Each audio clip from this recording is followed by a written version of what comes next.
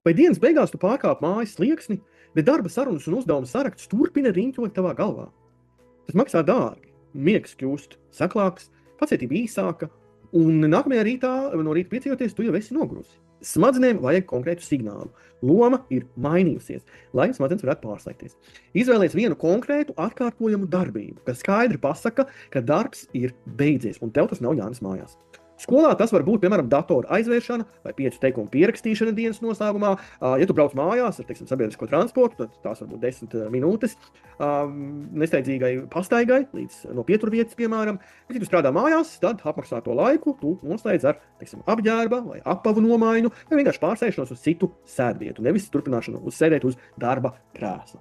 Rituālam nav jābūt kaut kādam grandiozam, jo svarīga ir vienkāršība un konsekvence. Pēc pāris nedēļām tavas smadzenes šo ankuru atpazīs un pārslēgsies ātrāk. Otrs solis ir fiziska atrašanās vietas maiņa.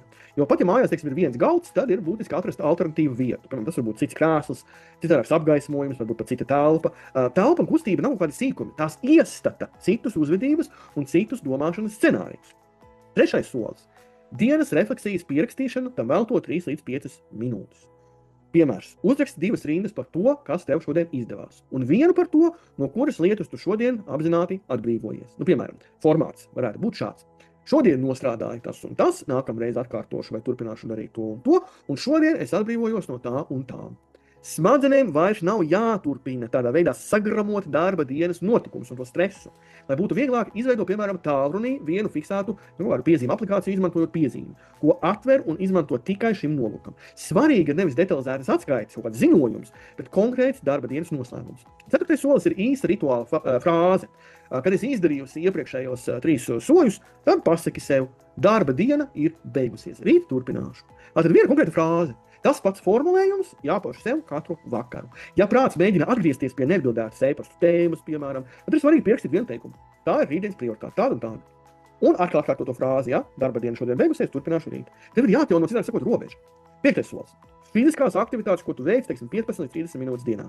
Tā var būt staigāšana apkārt kvartālam, riteņbraukšana, mierīga skriešana, joga. Būtībā jebkura ritmiska kustība, kas tevi neizpumpē, bet kas tev ir raisa enerģija, kas palīdz restartēt tavu nervu sistēmu. Jo pētījumi rāda, ka regulāra fiziskā aktivitāte samazina ievērojami stresa un arī trauksmes simptomus un, protams, tādējādi uzlabo noskaņojumu. Ja tu pārrodies mājās un tu jūti, ka prāts griežas kā tādā vāveres ritenī, tad uzliec taimeri sev uz 20 minūtēm, tagad jebkurā telefonā to var izdarīt, piemēram, izvēlies vienu konkrētu maršrutu un dodies pastaigā izveidināt galvu. Starp citu, ļoti labi, ja tas ir konkrēts maršruts, teiksim, katru vakaru, kas tev arī palīdzēs pielāgoties. Nesaki, darīšu to tādu, kad būs vairāk laika. Laiks parādīsies tieši pateicoties šai pauzei, kuru tu ievēro, jo prāts tad strādās skaidrāk un labāk. 6. solis. Tā ir apzināta uzmanības pārslēgšana uz mājas dzīvi. Tiklīdz esi mājās vai brīdī, kad rituāla 5. solis ir pabeigts, uzsāc uzreiz citu aktivitāti.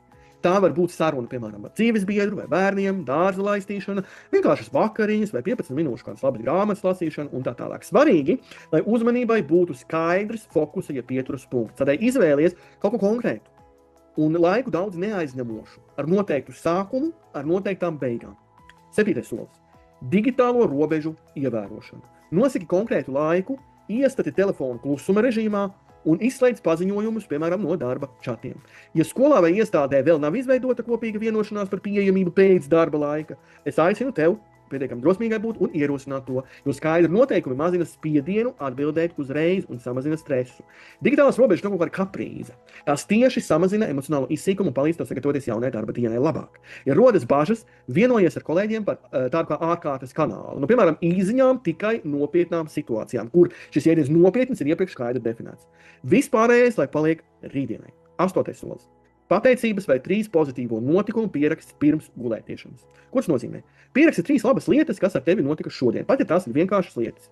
Tev varbūt šķiet niecīgas. Piemēram, skolēns, kas pajautāja, kā tev klājas. Vai pārunas, kas beidzās mierīgi. Vai silti saules stari, kas nāca pa logu iekšā pēcpusdienā. Un tā tālāk. Tas varbūt kas tieši tev šķiet pozitīvs un uzmanības vērts. Īsti tā sakot, bet konsekvents ieradums uzlabo garastāvokli un ir saistīts ar labāku miegu. Turklāt, tev ir iespēja pastīties, teiksim, mēnesi atpakaļ, ko tu rakstīji, iziet dienu pa dienai cauri savā šādā dienas grāmatā un tā smelties enerģiju un pozitīvismu. Ja tu vēlies, vari papildināt arī ar pamatojumu savu dienas grāmatu, piemēram, pamatojot īsi, kāpēc tas bija labi. Bet tas ir tikai tad, ja tu vēlies, jo tas palīdz smadzenēm nostiprināt pozitīvus iegūmus un iemācīties fokusēties uz tiem. Un, ja tev tagad tas šķiet grūti, tad tas nozīmē, ka smadzenes pie tā nav pieradušas un ir nepieciešams pārregulēties, lai tu nefokusējies uz negatīvo, bet uz pozitīvo, lai tev vairojās enerģija, nevis stress.